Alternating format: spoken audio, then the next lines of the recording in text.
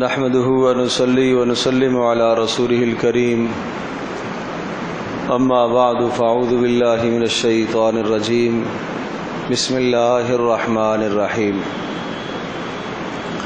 ولله على الناس حج البيت من استطاع إليه سبيلا صدق الله مولانا العظيم رب اشرح لي صدري ويسر لي أمري واحلل عقدة من لساني يفقهوا قولي اللهم صل على محمد وعلى آل محمد كما صليت على إبراهيم وعلى آل إبراهيم إنك حميد مجيد اللهم بارك على محمد وعلى آل محمد كما باركت على إبراهيم وعلى آل إبراهيم إنك حميد مجيد۔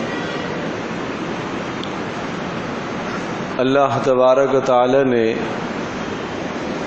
اپنے بندوں کو اپنی ذات عالی سے تعلق قائم کرنے کے لیے مبارک اعمال عطا فرمائے ہیں، اور کچھ اعمال ایسے ہیں جو روزانہ کئی مرتبہ کرنے پڑتے ہیں، جیسے نماز ہے، روزانہ 5 مرتبہ انسان اللہ کے دربار میں حاضری دیتا ہے، اور زکوٰۃ ہے وہ عمل ہے کہ جو سال میں 1 مرتبہ آدمی اسے ادا کرتا ہے۔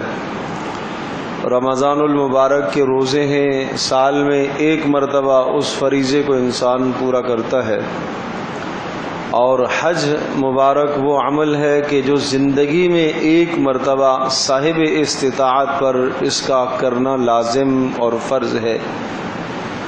اور اللہ تبارک تعالی نے اس کی فرضیت جب نازل فرمائی تو یہ الفاظ ذکر فرمائے وَلِلَّهِ عَلَى النَّاسِ حِجُّ الْبَيْتِ مَنِ اسْتَطَاعَ إِلَيْهِ سَبِيلًا،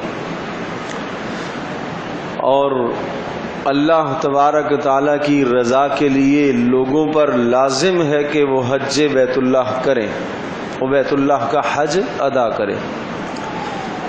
لیکن فوری یہ خیال آیا کہ ہر آدمی تو استطاعت نہیں رکھتا، تو یہ جملہ اضافہ فرمایا من استطاع الیہ سبیلا، چلو اگر سب نہ کر سکیں تو جو آدمی وہاں پہنچنے کی استطاعت اور صلاحیت رکھتا ہو اس کے ذمے اس کا کرنا لازم اور فرض ہے۔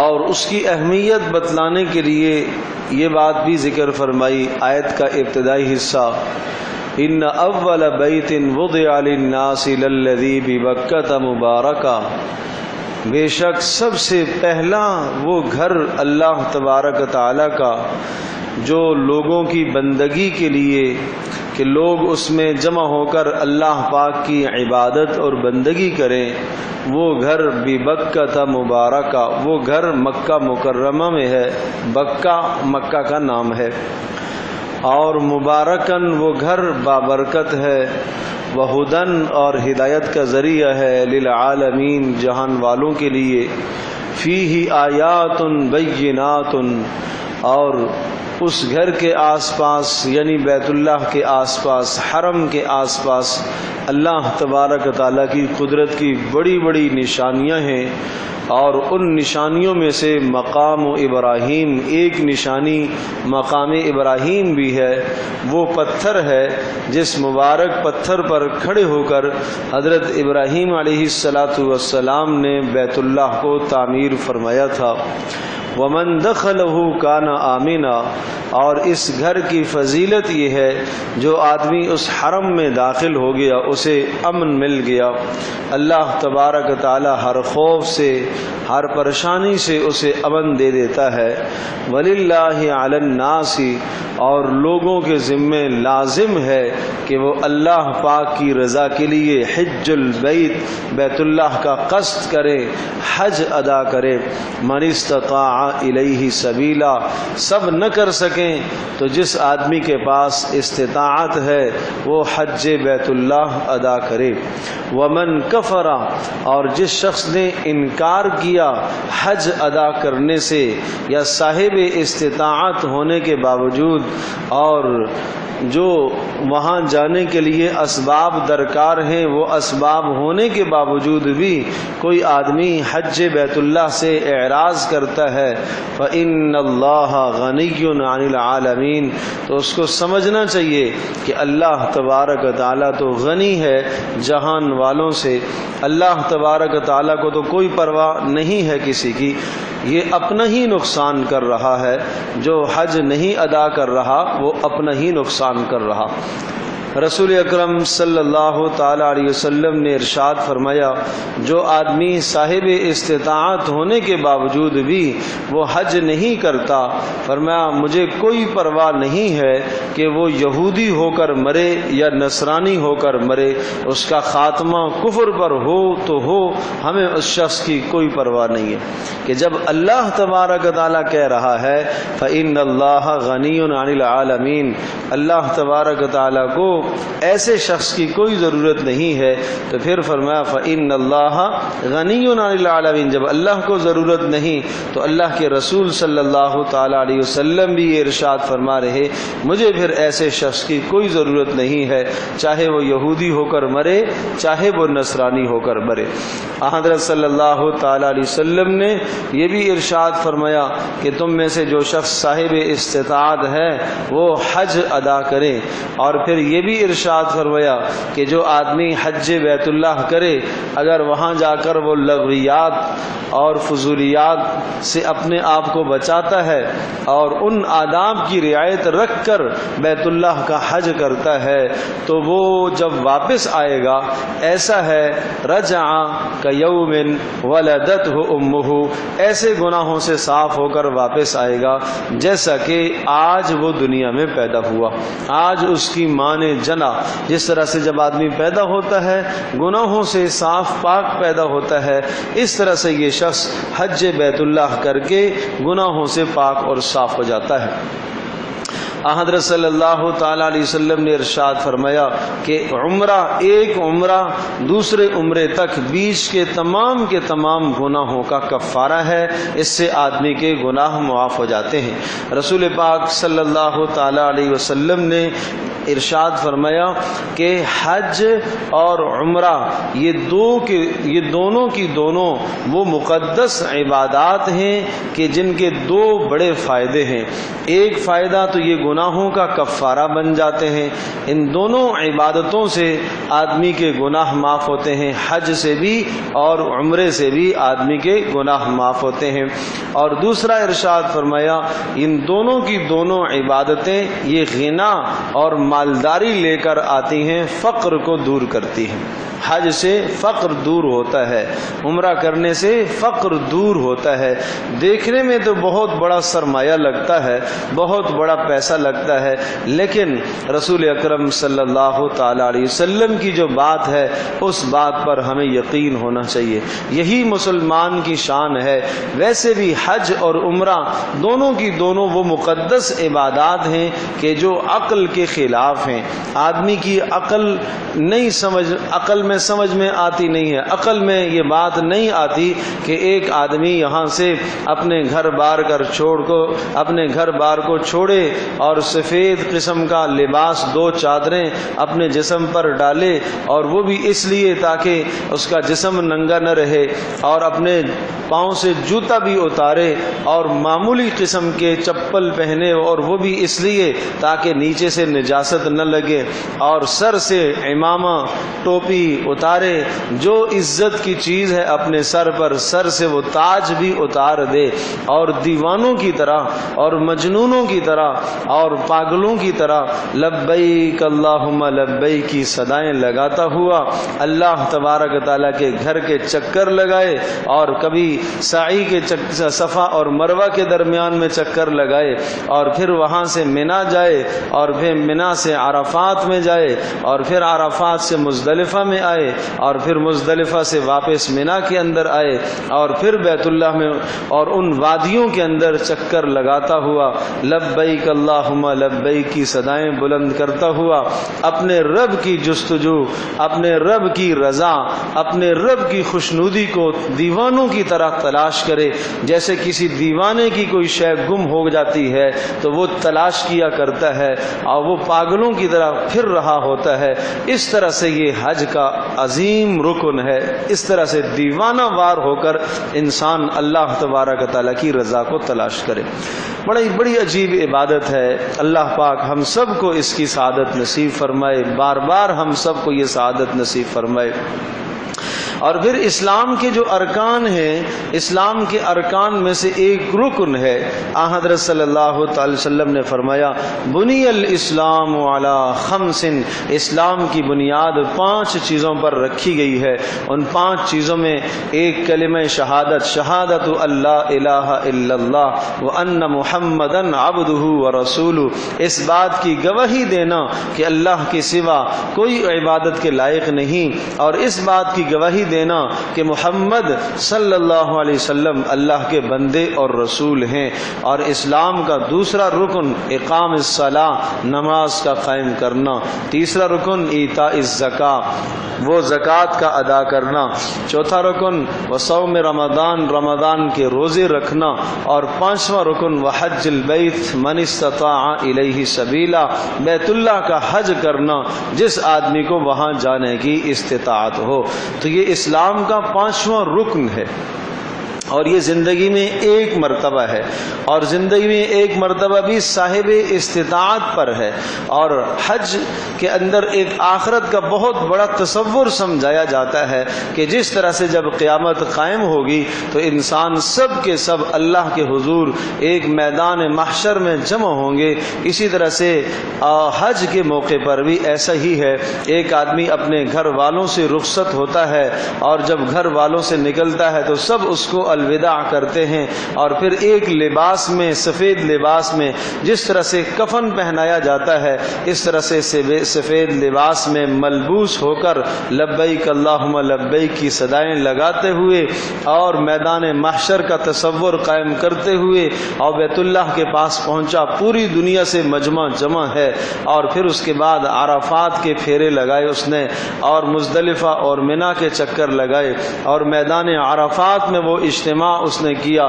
تو یہ گویا کہ ایک آخرت کا تصور دیا جا رہا ہے کہ اسی طرح سے ایک عالمی اجتماع قیامت کے دن بھی ہوگا جس میں تم سب کو جمع ہونا ہے۔ تو یہ ایک مسلمانوں کا ایک عالمی اجتماع ہوتا ہے جس میں اسلام کی عظیم شان شوکت ظاہر ہوتی ہے، اسلام کا دبدبہ اور اسلام کی ہیبت اور اسلام کی ایک عظیم شان ظاہر ہوتی ہے۔ تو اس لیے بہت بڑی اہم عبادت ہے۔ بہرحال اس عبادت کو سیکھ کر جانا، ان آداب کے ساتھ اس عبادت کو بجا لانا جو آداب رسول پاک صلی اللہ علیہ وسلم نے بتائے ہیں۔ عبادت کے اعتبار سے اگر آپ دیکھیں تو حج اور عمرہ دونوں کے دونوں وہ عبادات ہیں جو آسان ہیں، یعنی مسائل بہت زیادہ نہیں ہیں، بہت مختصر مسائل ہیں۔ نماز ہے، نماز میں زیادہ مسائل ہیں، روزمرہ کے احوال پیش آتے ہیں، روزے میں زیادہ مسائل ہیں، لیکن حج اور عمرہ دونوں میں بہت تھوڑے سے مسائل ہیں، مختصر سے مسائل ہیں۔ وہ آدمی کو سیکھنے کی ضرورت ہے، کیا چیزیں حج میں فرائض ہیں، کیا چیزیں واجبات ہیں، عمرے میں کیا چیزیں ضروری ہیں اور کن چیزوں کا اہتمام کرنا ہے۔ ہاں مشقت اس اعتبار سے ہے کہ سفر طویل ہے اور رش اور بھیڑ ہونے کی وجہ سے تکالیف آتی ہیں، پریشانیاں درپیش آتی ہیں، کھانا مافق کا نہیں ہوتا، پینا مافق کا نہیں ہوتا، بسا اوقات آرام نہیں ہو پاتا، تو اس اعتبار سے تو مشقت ہے۔ باقی مسائل کے جاننے کے اعتبار سے کوئی لمبا فلسفہ، کوئی مشکل نہیں ہے، بہت سہل، بہت آسان ہے۔ بہرحال سیکھیں گے تو انشاءاللہ اللہ تبارک و تعالی ہماری قدم قدم پر رہنمائی فرمائے اور ان عبادات کو سیکھ کر ہمیں عمل کی توفیق عطا فرمائے۔ ہم جو یہاں سے جاتے ہیں پاکستان سے، اور یہاں کئی قسمیں ہیں، تو میں اس وقت ایک قسم کی حج کی ذکر کروں گا جو حج تمتع کہلاتا ہے۔ میں کون سا یہ حج کی 3 قسمیں ہیں، ایک حج قران، دوسرا حج تمتع اور تیسرا حج افراد۔ حج قران یہ حج میں سب سے افضل حج ہے۔ قران کیا ہوتا ہے؟ قران کرنے والا، اس کو قرآن نہیں پڑھیے گا، قران قاف کے نیچے زیر ہے، حج قران۔ تو حج قران کرنے والا حاجی قارن کہلاتا ہے۔ اس میں عمرہ اور حج کا احرام ایک ساتھ باندھا جاتا ہے، مگر عمرہ کرنے کے بعد قارن حلق یا قصر نہیں کروا سکتا، اسے بدستور احرام میں رہنا ہوگا اور 10ویں 11ویں 12ویں ذوالحج کو قربانی کرنے کے بعد حلق یا قصر کروا کر احرام کو کھول سکتا ہے۔ یہ حج قران کہلاتا ہے۔ میں تھوڑی سی مزید اس کی تفصیل عرض کرتا ہوں تاکہ آپ کو بات سمجھنا آسان ہو جائے۔ عام طور پر یہ ان احباب کو ہم حکم دیتے ہیں یا یہاں سے جو جانے والے ہوتے ہیں جو بالکل آخری فلائٹوں میں جاتے ہیں۔ آخری فلائٹوں میں جانے کا مطلب یہ ہے کہ ایک آدمی یہاں سے جاتا ہے 7 ذی الحجہ کو، 8 ذی الحجہ کو، 6 ذی الحجہ کو، 5 ذی الحجہ کو وہ بیت اللہ میں پہنچتا ہے، حرم میں پہنچتا ہے۔ تو اب اسے کیا ہے کہ پہلے عمرہ کرنا ہے، اس لیے کہ یہاں سے جانے والے کے لیے ضروری ہے وہ پہلے عمرہ کرے گا۔ اور عمرے کے اعمال کیا ہیں کہ وہ احرام عمرے کا باندھے گا اور طواف کرے گا بیت اللہ کا، اور اس کے بعد سعی کرے گا اور حلق۔ 3 کام عمرے کے اندر کرنے کے ہوتے ہیں، ایک احرام باندھنا، دوسرا طواف کرنا اور تیسرا سعی کرنا اور چوتھا اس کے بعد حلق۔ 3 فرائض ہیں عمرے کے، ایک احرام باندھنا اور طواف کرنا اور حلق کرنا۔ سعی جو ہے واجبات میں سے آتی ہے۔ تو یہ 3 کام گویا کہ عمرے کے فرائض ہیں۔ اب یہاں سے جو آدمی آخری فلائٹوں میں جاتا ہے، وہ 6 کو وہاں پہنچتا ہے یا 7 کو وہ وہاں پہنچتا ہے، تو اسے حکم ہے مطلب ہے سہولت ہے، اگر کر لے حج قران تو ثواب کی بات ہے۔ کیا کرے گا وہ وہاں عمرہ کر کے یعنی طواف بھی کر لے اور اس کے بعد سعی بھی کر لے اور حلق نہ کرے۔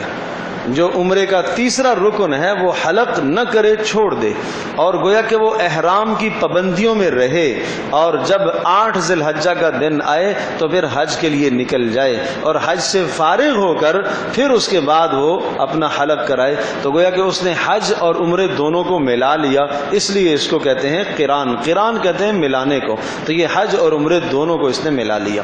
بہرحال اس میں چونکہ پابندیاں زیادہ ہیں کہ بیچ میں چونکہ حلق کر کے آپ کو پابندی سے آزاد نہیں ہونا، اسی پابندی میں آپ نے رہنا ہے۔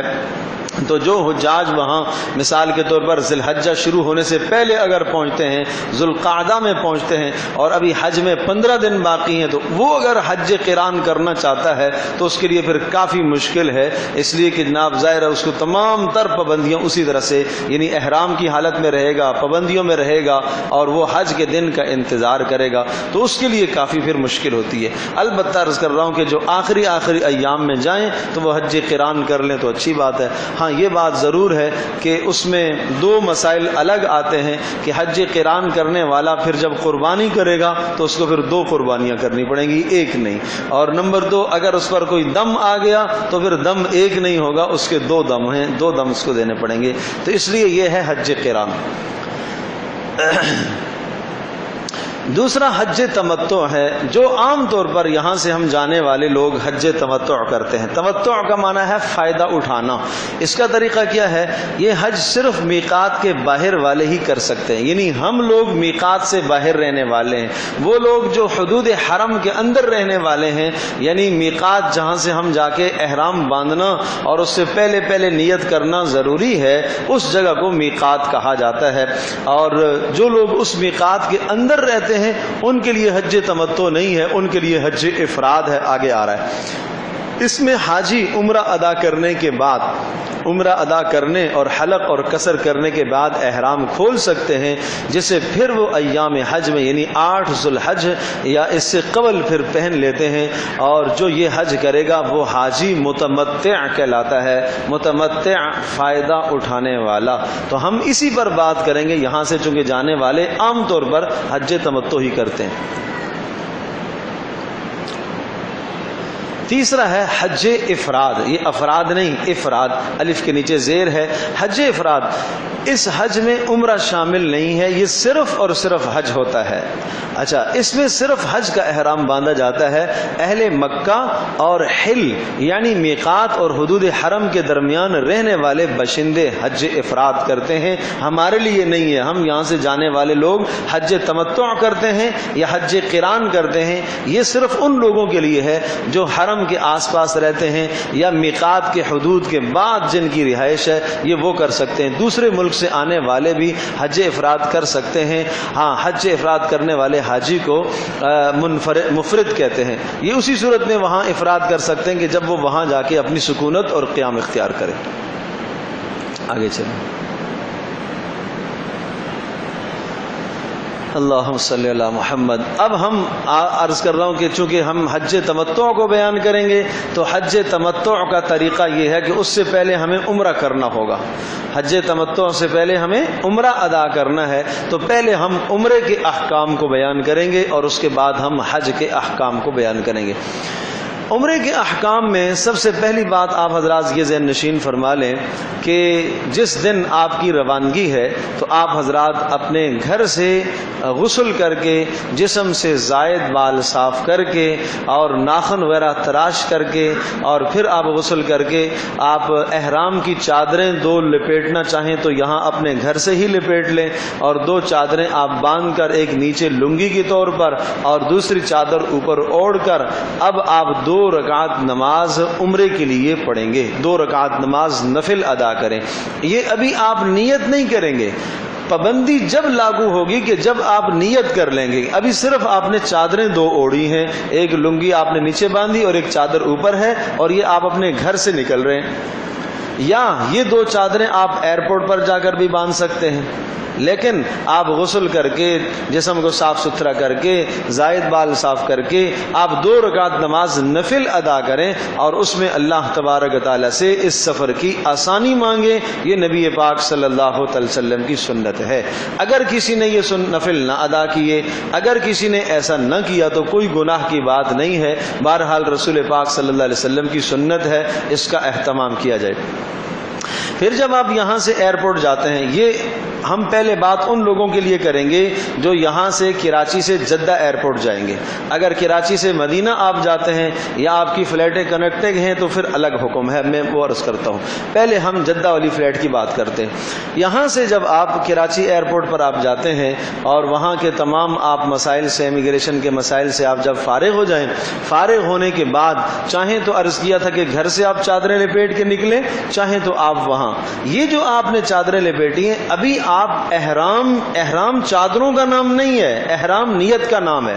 یہ 2 چادریں آپ نے باندھی ہیں، ابھی آپ احرام میں نہیں آئے، اس کو احرام نہیں کہتے، ان کو 2 چادریں، یہ لباس ہے، یہ ایک نشانی ہے کہ آپ حج یا عمرے کے لیے جا رہے ہیں۔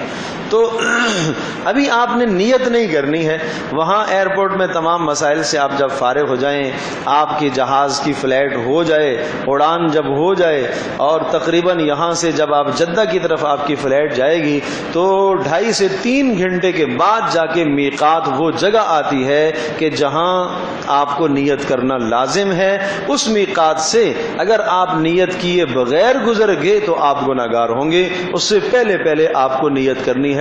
تو وہ میقات ہے ہمارے لیے، یہاں سے جانے والوں کے لیے جو جگہ ہے اس کا نام ہے یلملم۔ جدہ سے کچھ وقت پہلے، آدھا پون گھنٹہ پہلے وہ جگہ آتی ہے، وہاں سے پہلے آپ کو نیت کرنی ہے، اور بار بار وہ جہاز کے اندر اعلان کیا جاتا ہے، میقات سے پہلے اعلان کیا جاتا ہے کہ حاجی حضرات، عمرے والے حضرات بھرپور نیت کر لیں، نیت بتائی جاتی ہے، سکھائی جاتی ہے۔ بہرحال جب جہاز کی اڑان ہو جائے تو اس کے بعد آپ نیت کریں۔ یہ جو بات میں کہہ رہا ہوں کہ جہاز کے اڑنے کے بعد، فلائٹ ہو جانے کے بعد آپ نیت کریں، پہلے نہ نیت کریں۔ اگر آپ نے گھر سے نیت کر دی اور ایئرپورٹ پر جا کر فوری آپ نے نیت کر دی، نیت کرتے ہی احرام کی پابندیاں آپ پر لاگو ہو جائیں گی۔ جب پابندیاں لاگو ہو جائیں گی، ممکن ہے آپ کی فلائٹ کینسل ہو جائے، منسوخ ہو جائے، آج فلائٹ نہیں ہے جی کل ہے، 6 گھنٹے آپ کی فلائٹ لیٹ ہو گئی ہے، گیا کسی وجہ سے. جب یہ ہو گیا، فلائٹ کینسل ہو گئی، تاخیر ہو گئی، منسوخ ہو گئی، تو کیا ہوا؟ اب آپ کو 6 گھنٹے 8 گھنٹے 1 دن جو وقت ہے آپ کو پابندی میں گزارنا پڑے گا. تو بھائی آپ جلدی نہ کریں، اس لیے کہ یہ کام آپ کو میقات سے پہلے کرنا ہے. جدہ کے ایئرپورٹ پر اترنے سے پون گھنٹہ پہلے آپ کو یہ کام کرنا ہے. تو یہاں سے آپ جلدی کیوں کر رہے ہیں؟ اس میں سر بھی اگر آپ کا ڈھکا ہوا ہے تو کوئی حرج نہیں ہے، اس لیے کہ ابھی آپ احرام میں نہیں آئے، احرام کی نیت میں نہیں آئے آپ. اب عرض کر رہا ہوں کہ جب اڑان ہو جائے 1 گھنٹہ 1.5 گھنٹہ آپ ذکر اذکار کریں، اس کے بعد آپ چاہیں تو اس وقت کے اعلان ہونے سے پہلے آپ نیت کر لیں، آپ کو اجازت ہے، یا آپ اعلان کا انتظار کریں. بہرحال 1-1.5 گھنٹے کے بعد آپ نیت کرنا چاہیں تو کر سکتے ہیں. اب جب آپ نیت کریں گے تو آپ کیا کہیں گے؟ آپ یہ کہیں گے اللہم انی ارید الحج اللہم انی ارید العمرۃ فیسرھا لی. چلو عربی یاد نہ ہو تو اپنی زبان میں کہہ دے، اے اللہ میں عمرے کی نیت کر رہا ہوں، اس کو میرے لیے آسان فرما. آپ یہ نیت کریں گے کہ اے اللہ میں عمرے کی نیت کر رہا ہوں، اس کو میرے لیے آسان فرما. بس جیسے ہی آپ نے یہ لفظ کہا اے اللہ میں عمرے کی نیت کر رہا ہوں، اس کو میرے لیے آسان فرما، اس کے بعد آپ کے لیے لبیک اللہم لبیک تلبیہ پڑھنا واجب ہے، اونچی آواز سے، مردوں کے لیے زور سے اور خواتین آہستہ آہستہ آواز سے تلبیہ 3 مرتبہ پڑھنا. یہ کلمہ لبیک اللہم لبیک لبیک لا شریک لک لبیک ان الحمد والنعمت لک والملک لا شریک لک. یہ کلمات 3 مرتبہ پڑھنا کیا ہے؟ بولو، واجب ہے، واجب ہے، واجب ہے. مردوں کے لیے اونچی آواز سے اور عورتوں کے لیے آہستہ آواز سے. کب پڑھنا واجب ہے؟ جب آپ نے نیت کر لی. گھر سے نیت تو نہیں کی نا، ایئرپورٹ پر نیت نہیں کی ہے. جب آپ نے نیت کی ہے تو نیت کے بعد ان کلمات کا پڑھنا اونچی آواز سے مرد کے لیے واجب ہے اور عورتوں کے لیے بھی واجب ہے، لیکن آہستہ آواز سے. اب آپ پر پابندیاں لاگو ہو گئی. اب آپ احرام میں آ گئے. اب جب آپ احرام میں آ گئے تو اب احرام میں آنے کے بعد تمام تر پابندیاں آپ پر لاگو ہیں. آپ میری طرف توجہ فرمائیں. کیا پابندیاں ہیں؟ اب آپ کا بال، نہ سر کا، نہ داڑھی کا، نہ جسم کا، کوئی بھی بال آپ کا نہیں ٹوٹنا چاہیے. خیال کریں گے. اب آپ پابندی ہے. اب آپ خوشبو نہیں لگائیں گے. ہاں، پہلے جب آپ نے احرام کی چادریں لپیٹی تھیں اس وقت نیت نہیں کی تھی، اس وقت خوشبو لگانا ہے، لگانا سنت ہے اس وقت. اور ایسی خوشبو آپ لگائیں کہ جس کا رنگ نظر نہ آئے، وہ خوشبو استعمال فرمائیں. وہ خوشبو اس وقت لگانی ہے. لیکن اب جب آپ نے یہ نیت کر لی کہ اے اللہ میں عمرے کی نیت کر رہا ہوں، اس کو میرے لیے آسان فرما، اور لبیک اللہم لبیک آپ نے کہہ دیا، تلبیہ پڑھ لیا، تو اب احرام کی پابندیاں لاگو ہو گئیں. اب کیا کرنا ہے؟ خوشبو نہیں استعمال کرنی، خوشبودار چیز نہیں کھانی، پان استعمال نہیں کرنا، یعنی خوشبو والی کوئی شے آپ نے نہ کھانی ہے، نہ آپ نے لگانی ہے، نہ آپ نے تیل خوشبودار استعمال کرنا ہے. جہاز کے اندر واش روم میں اگر وہاں خوشبودار صابن ہے وہ آپ نے نہیں استعمال کرنا. جدہ ایئرپورٹ پر آپ اتریں گے، وہاں واش روموں کے اندر خوشبودار صابن ہے، آپ نے نہیں استعمال کرنا. ان تمام چیزوں سے اب آپ نے اپنے آپ کو بچانا ہے. کوئی زیب اور زینت کی چیز نہیں کرنی. کنگا داڑھی میں نہیں کرنا، سر کے بالوں میں کنگا نہیں کرنا، بکھرے بالوں کو رہنے دو. سبحان اللہ، یہ وہ مبارک عبادت ہے جس میں بکھرا ہونا، میلا کچیلا ہونا مطلوب ہے. یہاں میلا کچیلا ہونا، بکھرے بالوں کا ہونا، پرگندہ بالوں کا ہونا اور گرد و غبار پڑا ہوا ہو، یہ مطلوب ہے یہاں پر. یہ دیوانوں والی عبادت ہے. سبحان اللہ. تو اس طرح سے یہ پابندیاں آپ پر لاگو ہو گئیں. لیکن سب سے بہترین ذکر لبیک اللہم لبیک، یہی آپ کا ذکر ہے. آپ جہاز میں پڑھتے رہیں اور اذکار پڑھنا چاہیں، قرآن کی تلاوت کرنا چاہیں، جو عمل کرنا چاہیں، لیکن کرتے رہیں. لیکن یہ تلبیہ جب آپ اتریں نیچے کو، بلندی سے نیچے یا نیچے سے اوپر کی طرف، تو اس موقع پر خاص طور پر اس تلبیہ کو پڑھنا لازم ہے. یہ نبی پاک صلی اللہ علیہ وسلم کی سنت مطہرہ ہے۔ جدہ ایئرپورٹ جب آپ اتریں گے تو جب تک وہاں کی کاغذی کارروائیوں سے آپ فارغ ہوتے ہیں آپ یہ لبیک اللہم لبیک پڑھ لیں۔ جو احباب پہلی مرتبہ جا رہے ہیں اچھی طرح سے ذہن نشین فرما لیں، جدہ ایئرپورٹ پر اترنے کا معنی یہ نہیں ہے کہ آپ اترے اور فوری سارے کے سارے کام آپ کے لیے تیار ہو گئے اور آپ حرم پہنچ جائیں گے۔ آپ یہ ذہن میں سوچ کے جائیں کہ کم از کم 8 گھنٹے 9 گھنٹے جدہ ایئرپورٹ پر آپ کو لگ سکتے ہیں، اس سے زیادہ بھی وقت لگ جاتا ہے، اور کبھی آدمی جلدی بھی فارغ ہو جاتا ہے، پوری دنیا سے فلائٹیں آ رہی ہوتی ہیں۔ تو ایک اضافی اور تجربے کی بات یہ ہے کہ آپ اپنے ساتھ کچھ کھانے پینے کی چیزیں رکھیں گے کہ جو آپ کو اس مشکل میں کام آ سکیں کہ آپ 6 گھنٹے وہاں جدہ ایئرپورٹ پر انتظار میں ہیں اور آپ جو ہے نا ظاہر ہے پاسپورٹ آپ نے دکھانے، امیگریشن کے سارے مسائل ہیں، ان سے آپ گزریں گے تو پھر آپ آگے باہر نکل پائیں گے، ورنہ نہیں نکل سکیں گے۔ تو ظاہر سی بات ہے کہ اتنا طویل زمانہ آپ کو رکنا ہے، خود بھی آپ ایسی اشیاء ساتھ خود بھی کھائیں اور اپنے ساتھ جانے والوں کو کھلائیں بھی۔ حج کے موقع پر خوب ضیافت کریں، خوب کھلا دل رکھیں، خود بھی کھائیں دوسروں کو بھی کھلائیں۔ تو اپنے ساتھ کچھ ساز و سامان اس قسم کا کھانے کا ہلکا پھلکا، اس میں بہتر ہے کہ کچھ بسکٹ، خشک چنے، اس قسم کی چیزیں ہوں جس میں کوئی زیادہ تکلف نہ ہو، بس اپنی ضرورت کو آدمی پورا کرے۔ اچھا، اب جدہ ایئرپورٹ سے جب آپ فارغ ہوگے اور آپ ایئرپورٹ سے جب آپ باہر نکلیں تو اب آپ کو حرم کی طرف جانا ہے۔ تو یہ تلبیہ پڑھتے پڑھتے لبیک اللہم لبیک لبیک لا شریک لک لبیک ان الحمد والنعمت لک والملک لا شریک لک، ان کلمات کو پڑھتے پڑھتے آپ نے جانا ہے اور اب آپ اپنی رہائش پر پہنچیں۔ سب سے پہلا کام رہائش پر پہنچنے کے بعد آپ نے یہ کرنا ہے، آپ نے اپنے آرام کا خیال رکھنا ہے، کوئی جلدی نہ کریں، کوئی جلدی نہ کریں۔ آپ اگر 6 گھنٹے 10 گھنٹے 8 گھنٹے 12 گھنٹے سے آپ سفر میں ہیں تو آپ تھکے ہوئے ہوں گے، آپ کا آرام باقی ہے۔ عمرہ کرنے سے پہلے آپ کا آرام ضروری ہے۔ اگر بغیر آرام کیے آپ عمرے میں نکل گئے اور اس دوران آپ تھکے اور آپ نے یہ کہا جلدی جلدی فارغ ہو جائیں تاکہ ہم آرام کریں، یہ آپ کے لیے قطعاً درست نہیں ہے، یہ قطعاً جائز نہیں ہے کہ جس عظیم مقصد کے لیے گئے وہ آپ نے تھکے ہوئے ہونے کی حالت میں کیا، بشاشت کے بغیر کیا، تھکان کے ساتھ کیا، تو اس میں آپ جلدی نہ کریں۔ آپ وہاں اپنی رہائش پر جا کر آرام فرما لیں اور اپنی نیند پوری کر لیں، اور اگر آپ کو حرم میں نماز کے لیے جانا ہے آپ نماز پڑھ کر واپس آ جائیں اپنی رہائش گاہ پر۔ ہاں، آپ پابندیوں میں ہیں۔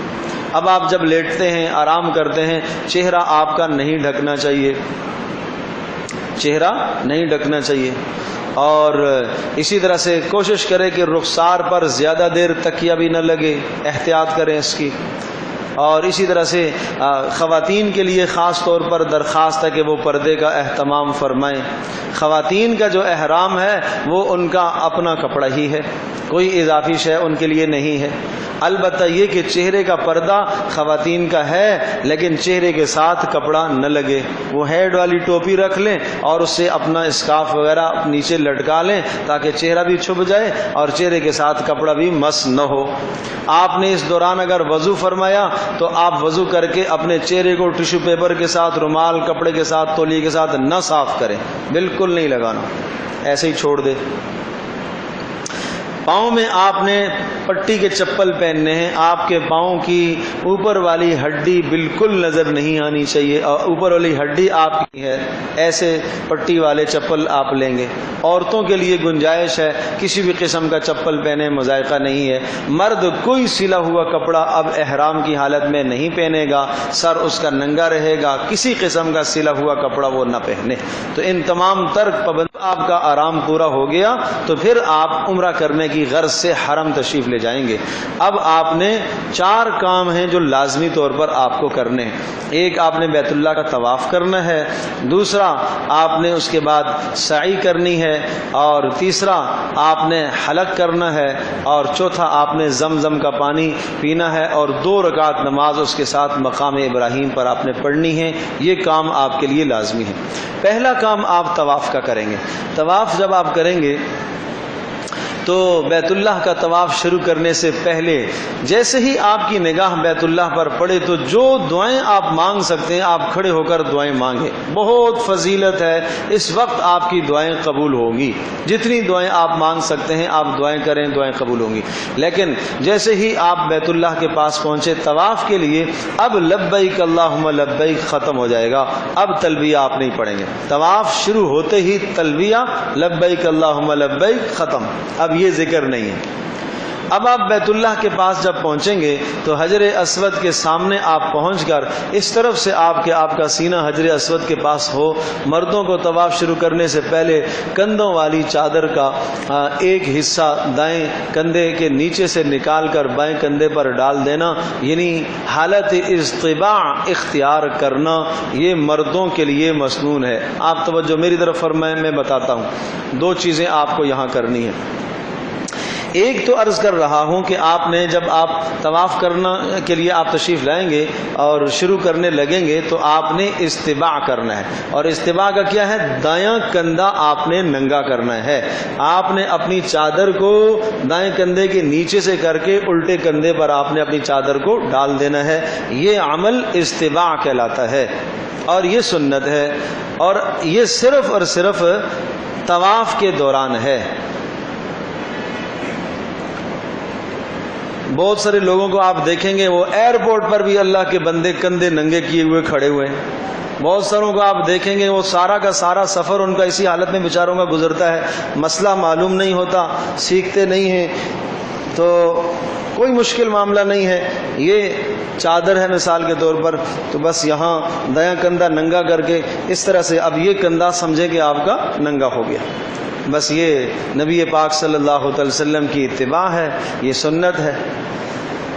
تو اس طرح سے جب آپ کر لیں گے تو پھر آپ نے کیا کرنا ہے, حجر اسود کے پاس آپ پہنچ کر, اب آپ ہاتھ نہیں لگا سکتے اس لیے کہ رش ہے بہت زیادہ, تو اب آپ نے استلام کرنا ہے. استلام کا مطلب یہ ہے کہ اپنے دونوں ہتھیلیوں کا رخ بیت اللہ کی طرف, حجر اسود کی طرف کر کے آپ کہیں گے بسم اللہ اللہ اکبر, اور دونوں ہاتھوں کو آپ چوم لیں اور آپ دائیں طرف سے طواف شروع کر دیں.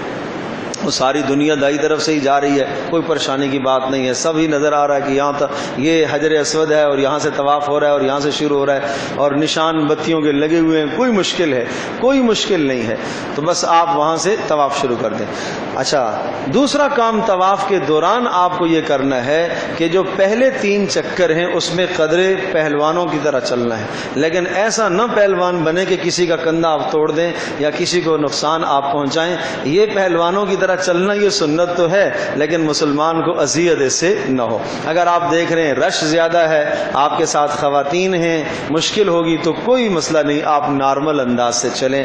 اگر یہ سنت پوری ہو جائے تو بسم اللہ, اچھی بات. اور نہیں, اگر کسی کو اذیت ہونے کا اندیشہ ہے تو مت آپ رمل کریں. 3 چکروں کے اندر یہ پہلوانوں کی طرح چلنا رمل کہلاتا ہے, اور استماع کندھا ننگا رکھنا یہ پورے 7 چکروں میں ہوگا. اور جب آپ بیت اللہ کا طواف کریں گے, ارد گرد آپ چکر لگائیں گے, تو اب آپ کی نگاہیں بیت اللہ کی طرف نہیں اٹھنی چاہیے, نگاہ نیچی ہوگی.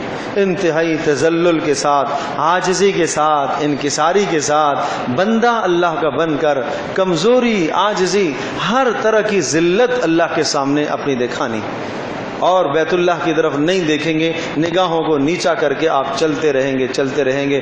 ہاں, جب آپ آئیں گے رکن یمانی اور حجر اسود, حجر اسود سے جو پہلے والا کنارہ ہے اس کو رکن یمانی کہتے ہیں.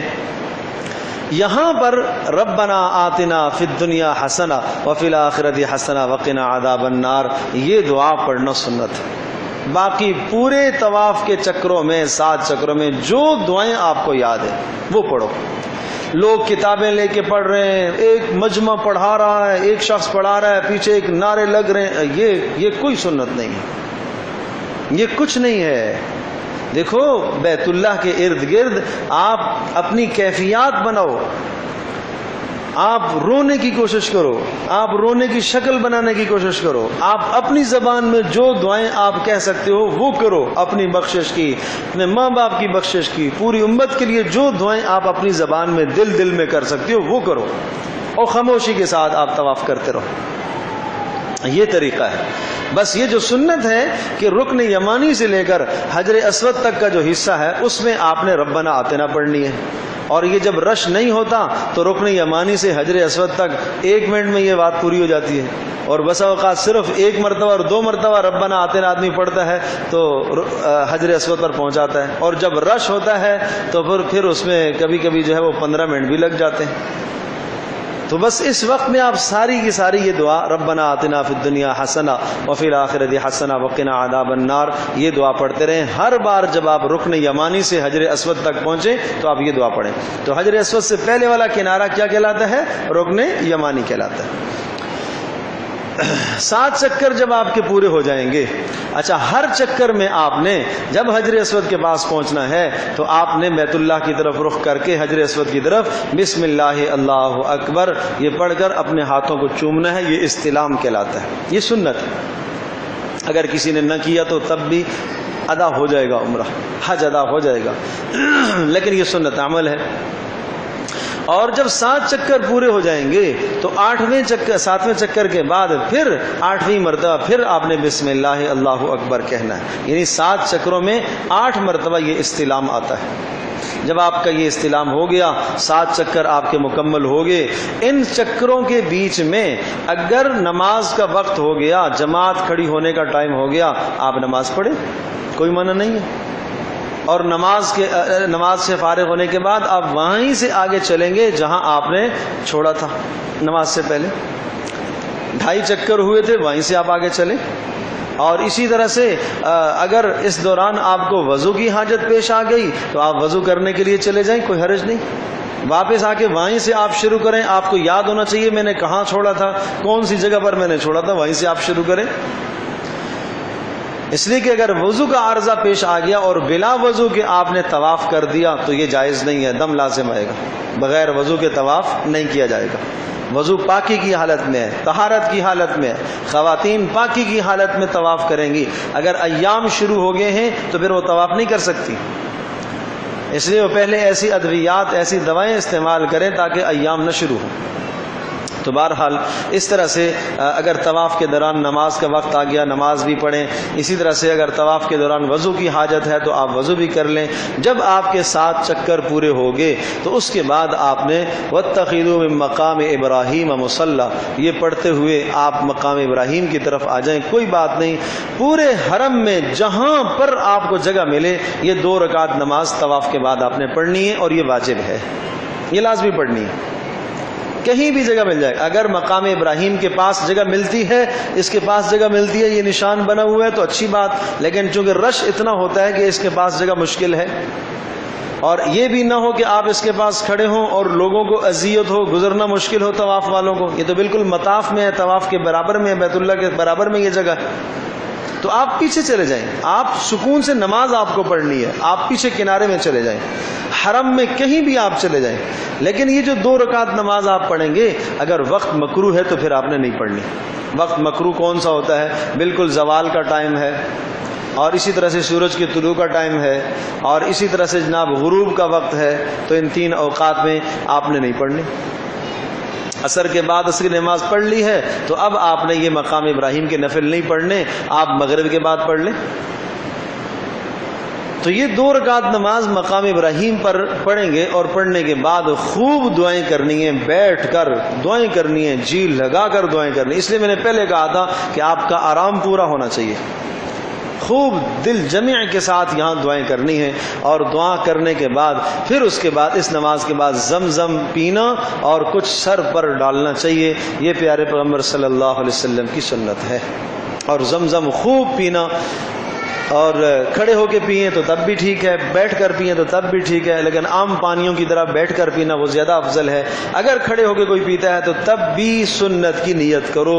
نبی پاک صلی اللہ علیہ وسلم نے کھڑے ہو کے بھی پیا ہے. بیٹھ کر پیتے ہو تو تب بھی آپ سنت کی نیت کرو. اور اس میں اپنے اندر جو امراض اور بیماریاں ہیں ان تمام بیماریوں کی شفا یابی کی آپ نیت کریں. اور یہ دعا ہے اللہم انی اسألک علما نافعا، اے اللہ میں تجھ سے علم نافع مانگتا ہوں، اور ورزقا واسعا، وسعت والا رزق مانگتا ہوں، وشفاء من کل داء، ہر بیماری سے شفا مانگتا ہوں. سبحان اللہ سبحان اللہ، اتنا مبارک پانی ہے. آپ نے فرمایا زمزم لما شرب لہ، زمزم کا پانی جس مقصد کے لیے پیا جائے وہ مقصد مل جاتا ہے اسے. تو آپ نیت کریں بھائی، آپ یہ نیت کریں کہ اے اللہ میں آپ سے زمزم کا پانی پی کر یہ مانگتا ہوں کہ بار بار مجھے یہاں بلا. یہ نیت کریں. آپ اپنی بخشش کی نیت کریں، آپ اپنی بیماریوں سے شفا کی نیت کریں. بڑی شفا ہے اس پانی کے اندر، بہت شفا. اور آپ نے فرمایا بہت پیو، حلق تک پیو. اس موقع پر بہت پینا ہے. منافق جو ہوتا ہے فرمایا وہ نہیں پی سکے گا، وہ زیادہ نہیں پی سکتا. اس میں کوئی پریشانی کی بات نہیں ہے، جتنا آپ پئیں خیر ہی خیر ہے، خیر ہی خیر ہے. اور جس کو وضو کی حاجت بار بار آتی ہے وہ بھی اس نیت سے پیے کہ میں پانی پیوں تاکہ مجھے وضو کی حاجت نہ آئے. ہاں، اس پہ میں ایک قصہ سناتا ہوں. ہمارے ایک بزرگ تھے، بہت بڑے عالم، تو فرمانے لگے کہ میں ایک مرتبہ جمعے کا دن تھا تو میں نے سوچا آج میں بالکل پہلی صف میں جمعہ پڑھوں گا، لیکن مجھے پیشاب کا عارضہ، تو پیشاب کا عارضہ میری تھوڑی دیر بعد مجھے حاجت آتی ہے. تو اب ظاہر سی بات ہے کہ پہلی صف میں نماز پڑھنے کے لیے آپ کو 10 بجے جانا پڑے گا. جمعے کی نماز پڑھنے کے لیے 11 بجے جانا پڑے گا، بہت پہلے جانا پڑے گا، 2 گھنٹے پہلے. تو فرمانے لگے کہ جب میں وہاں پہنچا تو مجھے پیشاب کی حاجت. اب میں یہاں سے پیچھے جاؤں تو پھر پتہ نہیں کہاں جگہ ملے گی. جو آپ گئے ہوئے ہیں پہلے ان کو اندازہ ہے ہی. تو میں نے زمزم کا پانی پیا اس نیت سے کہ یا اللہ میری یہ حاجت ختم کر دے. وہ فرمانے لگے کہ وہ حاجت ختم ہو گئی، اور وہ حاجت ایسی ختم ہو گئی کہ دوسرے دن تک مجھے حاجت ہی نہیں آئی. میں پریشان ہو گیا، یا اللہ اتنا تو نہیں کہا تھا، یہ تو سارا ہی ختم ہو گیا کہ کوئی اور چیز نہ بن جائے، بیماری نہ بن جائے. تو فرمانے لگے پھر میں نے دوبارہ اس نیت سے پیا کہ یا اللہ میرے پیشاب کو جاری فرما دے. اللہ سے مانگا تو پھر دوبارہ سے سلسلہ جاری ہوگی. تو یہ زمزم کی برکت ہے، یہ زمزم کی برکت ہے. جی بھر کر پیو. وہاں جتنا وقت آپ کا گزرے نا، آپ زمزم کے علاوہ کوئی اور پانی نہ پئیں. آپ اس کو لے کر آئیں اپنی رہائش پر، اسی کو پئیں آپ. سبحان اللہ. تو بہرحال زمزم کا پانی تو آپ نے کیا کر لیا، بیت اللہ کا آپ نے طواف بھی کر لیا. اس کے بعد آپ نے 2 رکعت نماز مقام ابراہیم کی بھی پڑھ لی. یہ دونوں کام چونکہ ضروری ہیں آپ کے کرنے کے لیے.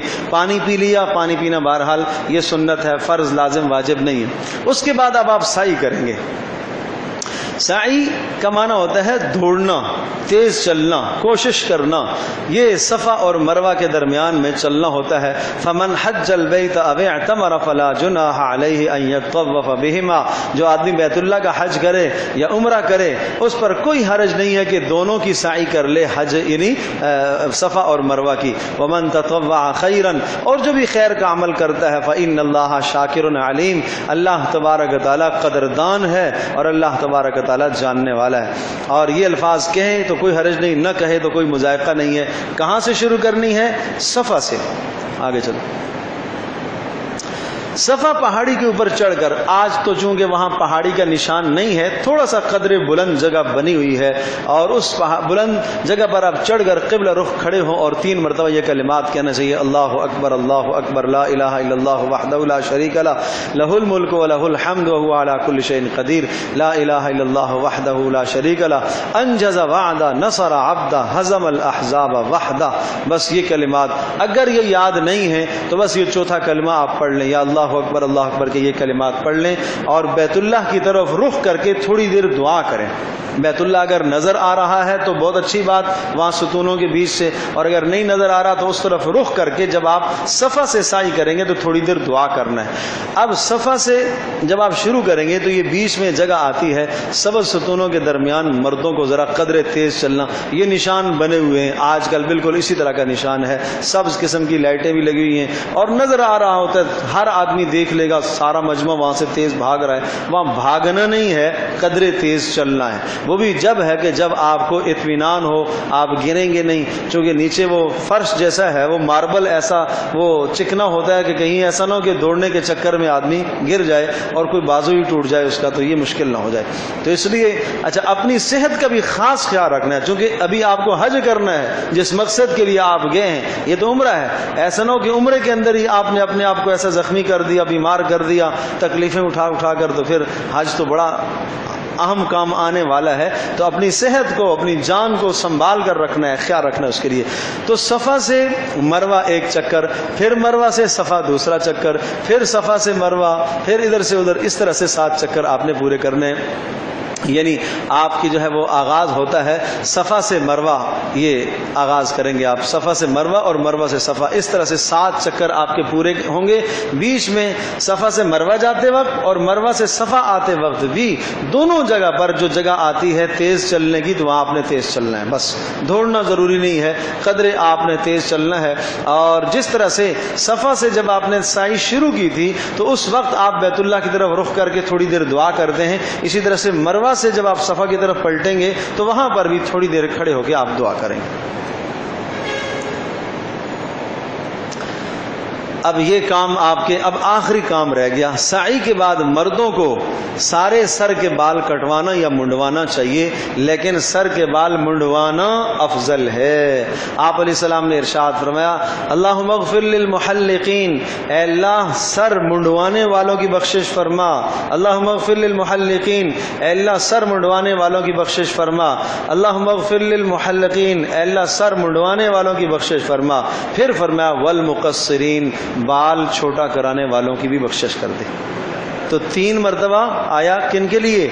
جو حلق کرنے والے ہیں، منڈوانے والے ہیں، اور 1 مرتبہ آیا ان کے لیے کہ جو چھوٹا کرنے والے ہیں۔ تو بھائی کوئی بات نہیں ہے، بال آنے جانے کی چیز ہے، پھر آ جائیں گے، مسئلہ نہیں ہے۔ عام طور پر جوانوں کو بڑا تردد ہوتا ہے، میں گنجا ہو جاؤں گا تو کیا لگوں گا، کوئی بات نہیں، وہاں گنجا ہونا مطلوب ہے، کوئی بات نہیں، غم کی بات نہیں ہے، آپ حلق کروائیں۔ اچھا، یہ جو حلق ہے یہ آدمی خود بھی کر سکتا ہے، کوئی دوسرا بھی کر سکتا ہے، جو آپ کے ساتھ عمرے میں ہے، جو احرام میں ہے وہ بھی کر سکتا ہے۔ آپ خود اپنا سر کا کرنا چاہیں تو کر سکتے ہیں، نہیں تو وہاں باہر نکلو، جگہ جگہ 10 ریال 5 ریال میں کر دیتے ہیں۔ اور خواتین یہاں کیا کریں گی، وہ بھی اپنے سر کے بال 1 پورے کے برابر، پورے سر کے بال پیچھے سے سارے کے سارے بالوں کو 1 پورے کے برابر خواتین کا بھی کٹنا ضروری ہے۔ ان کو حلق تو نہیں ہے، 1 پورے کے برابر ان کا بالوں کا کٹنا ضروری ہے۔ اور وہ چاہیں تو خود اپنے ساتھ پرس میں کینچی لے کے جائیں، اپنے ساتھ خود کینچی سے کاٹ سکتی ہیں، شوہر کاٹ دے، کوئی محرم کاٹ دے، کوئی دوسری خاتون کاٹ دے، یہ کسی دوسری خاتون کے کاٹ دیں، کوئی حرج نہیں ہے، کاٹ سکتے ہیں۔ جیسے ہی آپ نے یہ مرد نے حلق کر لیا اور عورت نے پورے کے برابر بال کاٹ لیے تو اب آپ کا عمرے کا عمل مکمل ہو گیا، اب آپ پابندیوں سے نکل گئے۔ اب آپ احرام کی چادروں میں تو ہیں لیکن پابندی نہیں ہے، اب آپ خوشبو استعمال کریں، کھائیں پئیں، جو کوئی پابندی آپ پہ نہیں ہے۔ اب آپ اپنی رہائش پر چلے جائیں اور نہا دھو کے اب آپ اپنے کپڑوں پر آ جاؤ۔ تو اس طرح سے عمرے کے اندر جو ہے آپ کا عمرہ مکمل ہو گیا۔ تو میں نے عرض کیا کہ آپ نے کیا کام کرنا ہے، میں پھر تھوڑا سا دہرا دیتا ہوں عمرے کے جو کام کرنے کے۔ ایک تو احرام باندھنا، اور عرض کیا کہ احرام کس کو کہتے ہیں، نیت کرنے کو، چادریں باندھنے کو نہیں کہتے، کس کو کہتے ہیں، نیت کرنے کو۔ اور نیت کب آپ کریں گے کہ جب آپ کی پرواز بلند ہو جائے، ایک بات۔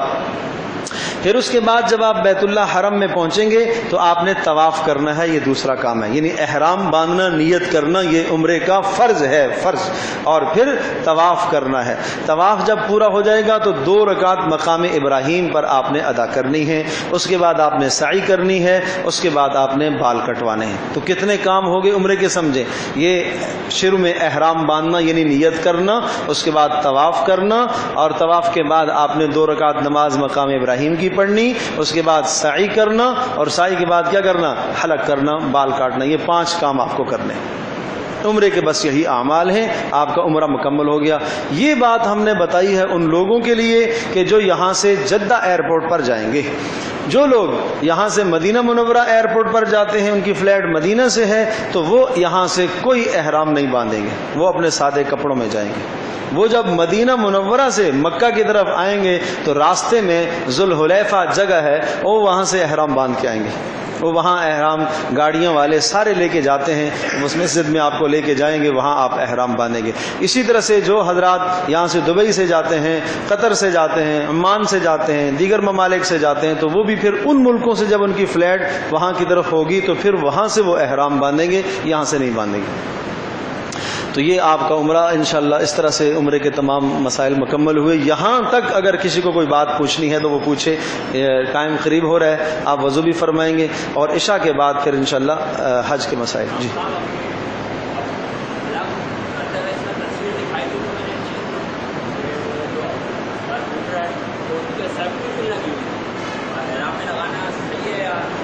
کوئی حرج نہیں ہے, پن لگا کر اگر آپ نے اپنے احرام کی چادر کو قابو میں کرتے ہیں تو کوئی مذائقہ نہیں ہے, لگا سکتے ہیں. ٹھیک ہے.